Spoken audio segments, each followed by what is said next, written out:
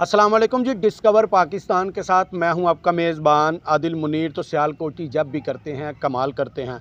तो आज जी मैं सियालकोट के एक ऐसे नौजवान के पास मौजूद हूं जिसने अपनी हुनरमंदी दिखाते हुए वज़ीर आला पंजाब की कारकर्दगी को सराहते हुए उनका जो अब एक स्केच तैयार किया है। स्केच हम आपको दिखाएंगे। ये अभी लाइव जो है उस पर पेंटिंग कर रहे हैं। मेरे साथ मौजूद हैं तनवीर नज़ीर साहब। इनसे पूछते हैं कि आखिर ये क्या मामला है। अस्सलाम वालेकुम भाई।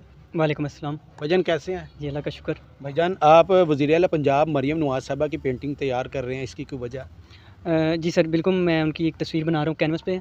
सर ये है कि उनको एप्रिशिएट करने के लिए, उनके काम देख के खुश हो के ये तस्वीर मैंने बनाई है। आजकल जो उन्होंने काम पंजाब भर में किए हैं, आज से पहले किसी वज़ीर आज़म ने ऐसे काम नहीं किए, तो उनके कामों से इंस्पायर होकर बनाई सर। जैसे अभी लास्ट उन्होंने किया दी रानी प्रोग्राम था एक, उसमें बहुत गरीबों की हेल्प हुई है।